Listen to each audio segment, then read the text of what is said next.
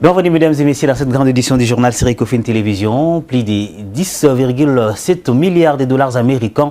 C'est les portefeuilles actifs des projets congolais financés sur ressources extérieures. Mais seuls 24,3% ont été décaissés, laissant plus de 8,3 milliards de dollars déjà obtenus auprès des partenaires, mais toujours non mobilisés. Ces données émanent de l'analyse de l'inspection générale des finances présentée dans l'une des réunions gouvernementales. Pour les analystes économiques, cette situation est majeure et ses conséquences sont inéluctables. De plus amples précisions dans ces récits signé Ben Tchokuta. Le constat est préoccupant.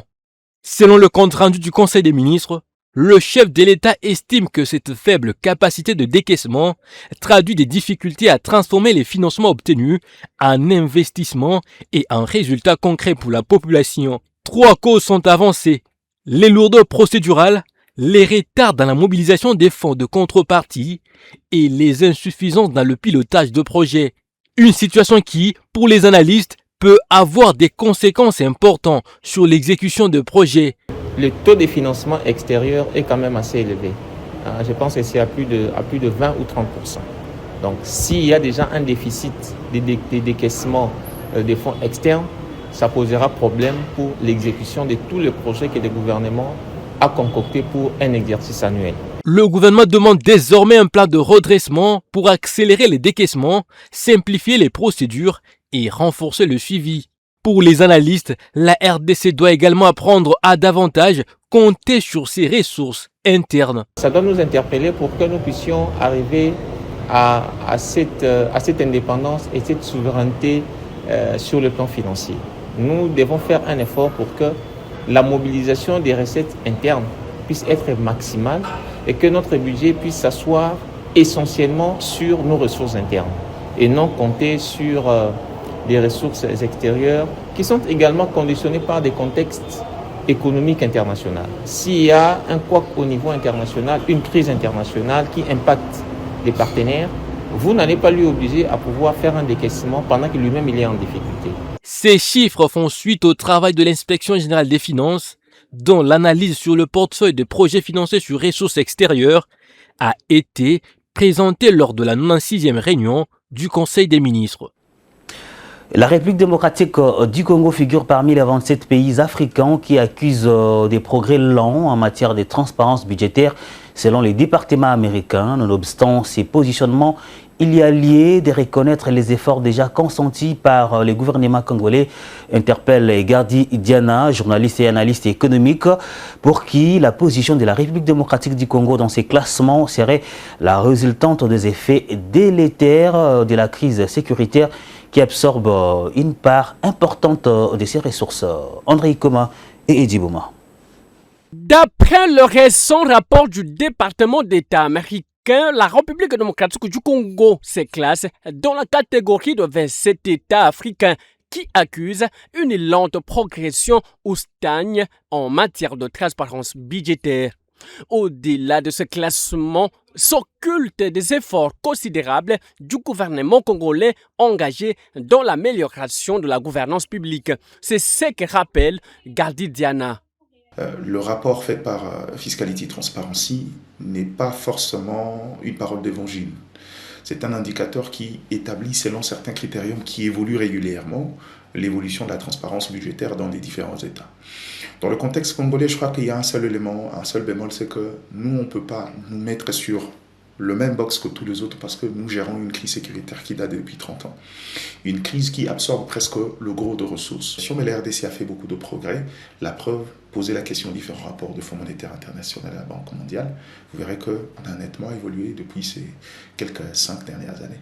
Pour ce journaliste et analyste économique, du chemin reste à parcourir pour améliorer la ligne budgétaire du pays.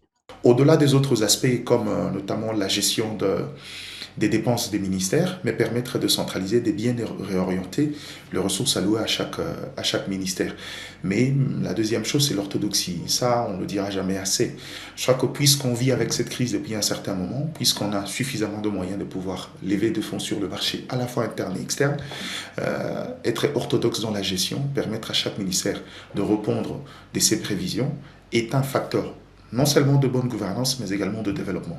De ce rapport du département d'État américain, seuls 16 pays satisfont aux exigences minimales de Washington en matière de la transparence budgétaire. Les critères retenus pour améliorer sont notamment l'accès du public aux documents budgétaires ainsi que aux informations relatives à la dette souveraine, au marché public et aux contrats portant sur l'extraction des ressources naturelles. Face à l'urgence de stimuler le développement économique du pays, renforcer les investissements dans le secteur énergétique en République démocratique du Congo devient une nécessité. C'est dans ce cadre qu'a vécu le 20 août dernier à Kinshasa un salon d'affaires et d'investissement autour du thème « Ensemble, reprenons l'énergie, reprenons l'économie par l'énergie ». L'objectif de ces assises était entre autres d'encourager les initiatives entreprenantes dans le secteur afin de combler le déficit énergétique du pays. Le professeur Jean-Pierre Kayembe, l'un des intervenants à ces assises, s'étend dans ses récits sur les différentes résolutions prises. Émile Kassanga, l'OPP et Edi Boma. Comment impulser les développements économiques par le secteur énergétique? Cette question était au centre de la réflexion au cours d'une conférence scientifique qui a vécu à Kinshasa. Jean-Pierre Kayembe, qui avait pris part à ces assises, révèle que l'option adéquate reste les investissements massifs dans le secteur. Nous devons partir de l'énergie, de l'appropriation de l'énergie pour arriver à contrôler cette troisième phase de transition énergétique. C'est pour cette raison que nous avons invité l'UDAM, les entrepreneurs, les ETD, pour qu'ensemble, nous puissions développer le microcentrale photovoltaïque hydraulique communautaire et nous doter nous-mêmes des sources d'énergie pour arriver à transformer nos matières premières. Un objectif qui peut également être atteint grâce à l'accompagnement étatique en stimulant davantage les investissements dans le secteur. Nous devons arriver à lever les fonds pour arriver à accompagner les entrepreneurs congolais. Il faudrait normalement que nous puissions mettre sur pied des cautions, des assurances, des garanties pour arriver à lever ces fonds. Ça, c'était la grande question. Comment mutualiser les efforts pour arriver à constituer nos cautions. Cette réflexion fait suite au déficit énergétique auquel fait face la République démocratique du Congo, surtout dans des zones périurbaines. Nous devons nous approprier l'énergie pour arriver à fournir l'électricité à toutes les industries qui auront besoin de cette électricité. Et cette électricité va nous aider nous-mêmes à transformer nos matières premières en produits finis pour arriver à reprendre l'économie à main. Pour les entrepreneurs du secteur énergétique, ces assises ont constitué un vrai cadre d'échange pour affiner davantage leurs projets et aux aspirants. C'était une opportunité de s'imprégner des véritables défis sectoriels. Les banques et opérateurs de paie disposent déjà des enveloppes salariales des agents et fonctionnaires de l'État pour les mois d'août. L'annonce est du comité de suivi et de la paie, réuni en plénière lundi 24 août 2026 sous la direction de son président intérimaire Yannick Issassi. Le CSP a insisté auprès des opérateurs de paie sur la nécessité d'accélérer les versements des salaires. L'objectif est de permettre aux bénéficiaires, particulièrement les enseignants, de disposer de leur salaire avant la rentrée scolaire. Quant au retard de paiement sur quelques territoires à accès difficile, les dispositions pratiques ont été communiquées aux opérateurs concernés afin d'endiguer urgemment cette situation. Propos recueillis par Benita Ishiabo. Nous venons de tenir une réunion comité de suivi de la paie sur instruction des autorités de supervision, particulièrement son Excellence Monsieur le ministre des Finances qui est dans la phase de paiement, en prélude bien évidemment de la rentrée scolaire. Il était question aujourd'hui essentiellement de passer en revue, je dirais, la situation de certains arriérés de paiement qui ont été identifiés et nous avons pu mettre en place, je dirais, des dispositions ensemble avec les opérateurs de paie qui ont été représentés ici pour accélérer, je dirais, l'exécution de ces opérations-là. Et on a également profité pour passer très rapidement en revue les mécanismes qui devaient être mis en place pour accélérer l'exécution de la paie du mois d'août, au plus tard en fait avant la fin de la semaine, pour permettre à ce que tous les enseignants puissent accéder à leur salaire en fait avant la rentrée scolaire. Après une année d'appréciation historique du franc congolais, la monnaie nationale se maintient tant bien que mal face à de nouvelles pressions. Au 13 août 2026, les dollars américains s'est échangé à 2265,56 francs congolais à l'indicatif et 2337,50 francs au marché parallèle. À la même période, la monnaie nationale a enregistré une dépréciation cumulée atteignant respectivement 3,72% et 1,16%. Par ailleurs, l'inflation cumulée s'est établie à 6,3%, des contractions qui interviennent alors que la Banque centrale du Congo renforce sa gestion de la liquidité bancaire. Justine Moutieba nous en dit plus. Après une année marquée par une appréciation historique du franc congolais, la monnaie nationale évolue cette année dans un contexte plus corsé. Selon le rapport de la politique monétaire 2025 de la Banque centrale du Congo, le franc congolais s'était apprécié de 30,4% sur le marché interbancaire et de 24,1% sur le marché parallèle à fin décembre 2025. En 2026, la tendance évolutive semble légèrement différente. Au 13 août 2026, le dollar américain s'échange à 2265,56 francs congolais à l'indicatif contre 2337,50 francs congolais au marché parallèle. En cumul annuel, le franc congolais s'est déprécié de 3,72% sur les segments officiels et de 1,16% sur les parallèles. Cette régression intervient alors que les prix intérieurs connaissent une légère pression. La note de conjoncture économique de la BCC arrêtée au 14 août 2026 fait état d'une inflation cumulée de 6,3% contre 3,4% à la même période de 2025. En glissement annuel, l'inflation s'établit toutefois à 3,3% contre 7,8% un an auparavant. La BCC explique ces tensions notamment par la demande soutenue des devises, l'expansion des dépenses publiques et les effets saisonniers sur l'offre de produits vivriers. Face à cette situation, la Banque centrale indique poursuivre une gestion proactive de la liquidité bancaire et du marché d'échange à travers des interventions destinées à contenir les tensions sur les taux d'échange et à préserver la stabilité macroéconomique. Et les prix de certains produits de première nécessité connaissent un recul sur les marchés de Kinshasa. C'est le cas du sac de riz de marque Bébé, conditionné en 25 kg, qui se négocie et désormais autour de 52 000 francs congolais contre 75 000 francs congolais initialement, soit une baisse de 23 000 francs congolais. Le constat a été établi ce mardi 25 août 2026 au marché Zikida, dans la commune de Kinshasa, par nos reporters Emile Kassangalo Pepe et Ruben Manata. Très prisé par le ménage quinois, le riz avait connu une forte flambée de prix au début du mois d'août.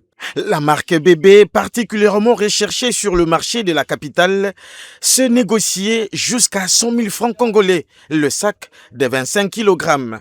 Selon plusieurs commerçants, une hausse principalement attribuée à la rupture des stocks. Une situation qui illustre une fois de plus le mécanisme de l'offre et de la demande. Mais depuis quelques jours, le riz Bébé est de nouveau disponible dans plusieurs points de vente, aussi bien chez les grossistes que chez les détaillants. Son prix a donc commencé à baisser, même s'il reste encore supérieur à son niveau d'avant la pénurie.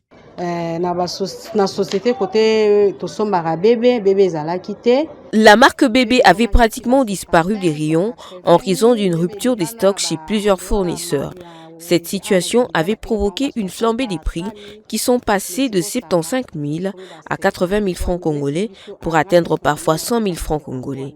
Avec le réapprovisionnement du marché, l'offre est redevenue plus importante et les prix ont commencé à baisser.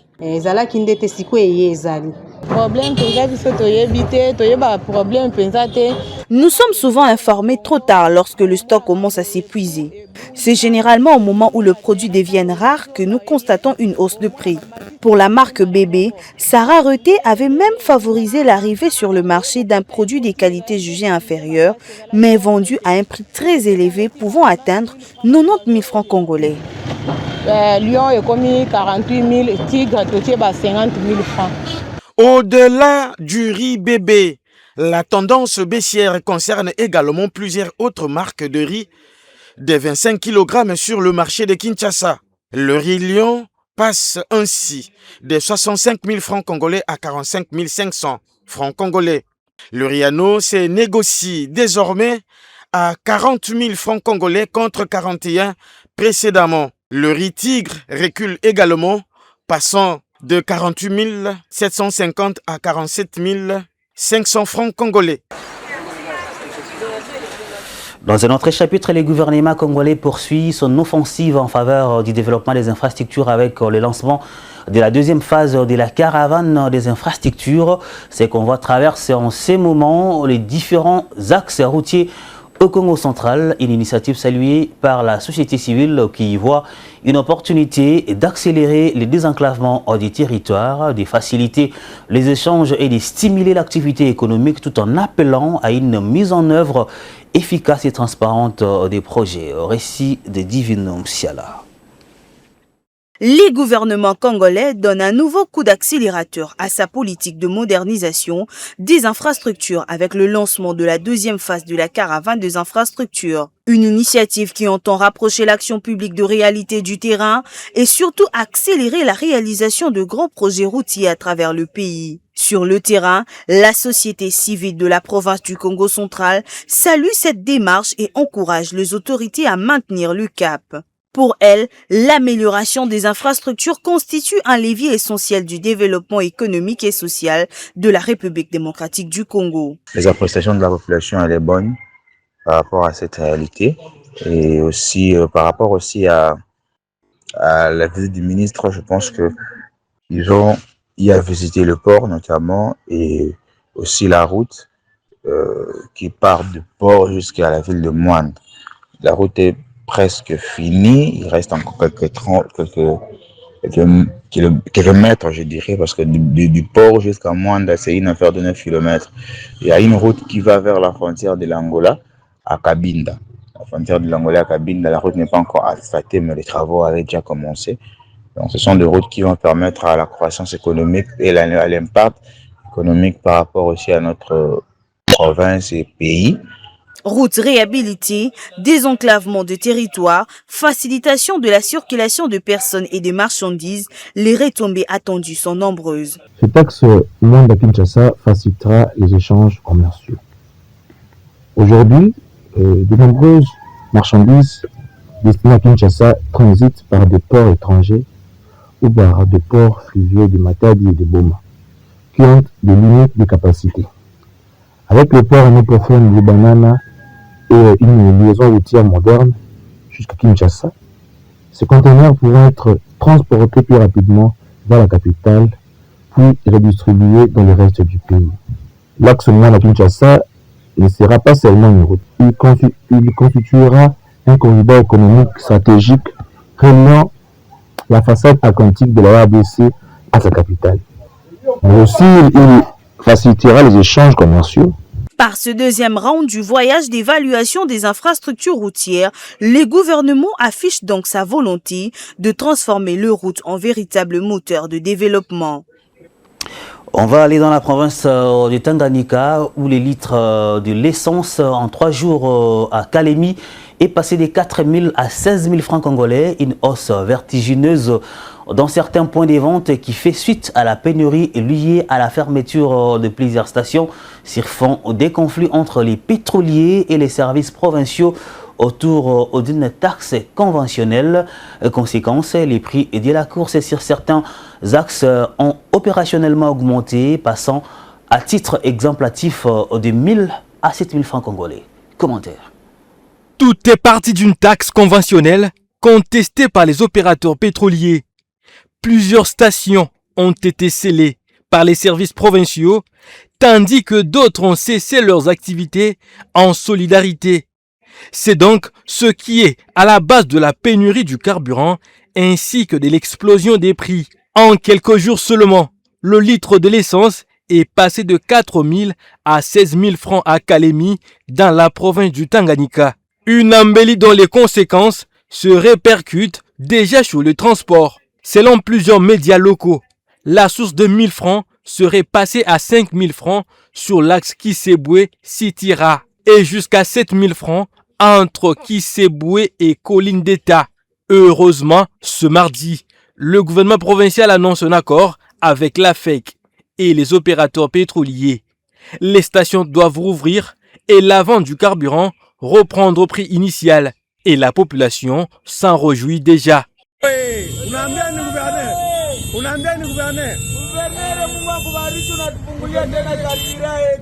Nous sommes très contents aujourd'hui que le gouvernement provincial du Tanganyika ait trouvé la solution avec les commerçants représentés par l'AFEC ainsi que la société civile.